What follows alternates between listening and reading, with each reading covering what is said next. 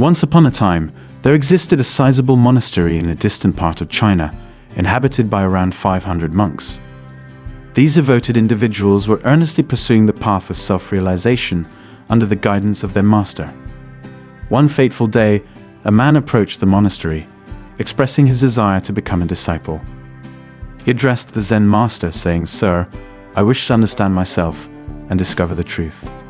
The Zen master, gazing at him, responded, "To uncover the truth, you must be prepared to wager your entire life. The journey may consume a lifetime, and there is no guarantee that you will attain enlightenment in this existence. Are you willing to make such a commitment?" Undeterred, the disciple replied, "Sir, I have come here with the resolve not to turn back. I am ready for this." Accepting the disciple's determination, the master assigned him a specific task. There are 500 monks in this monastery. Your responsibility is to manage their rice pounding. Engage in this task from morning till evening, and when fatigue sets in, rest. Upon waking in the morning, resume pounding rice. Do not divert your attention elsewhere, just follow this path. Furthermore, refrain from approaching me. I will seek you out when necessary. The young man diligently undertook the task assigned by his master. Day after day, he pounded rice for the sustenance of the 500 monks. He worked tirelessly, falling asleep in the same room where he toiled. He avoided conversation, and others refrained from disturbing him.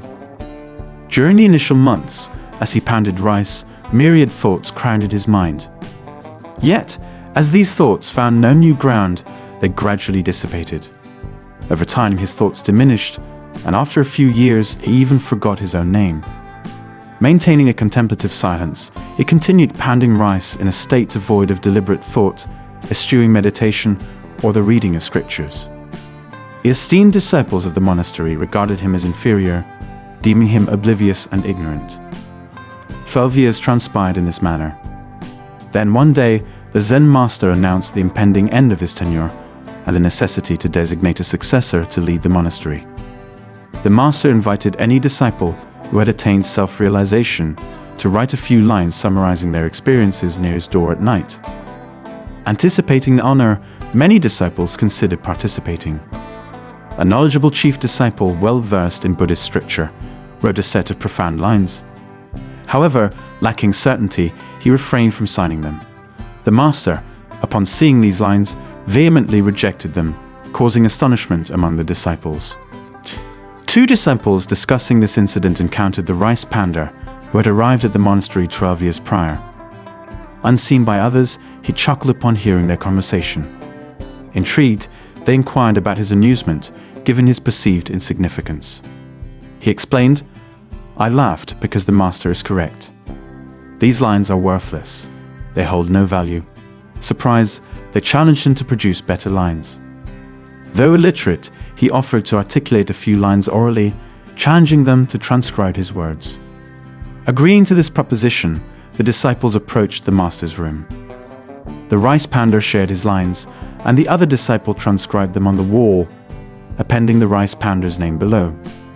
Expecting a similar rejection, they were surprised when the master acknowledged the lines. "Mind is but an illusion. There is neither mind nor any mirror of the mind.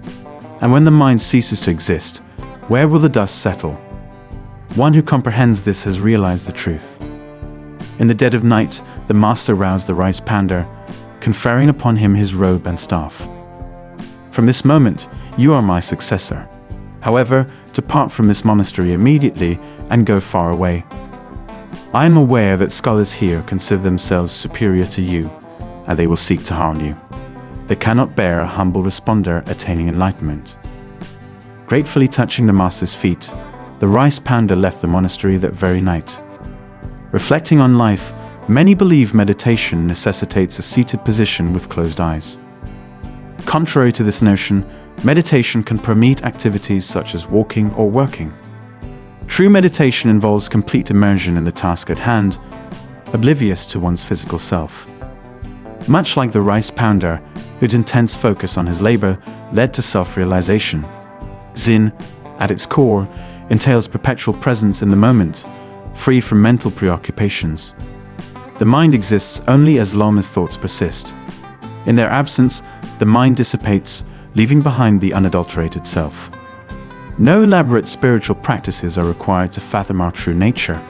Immersion in the present activity is sufficient.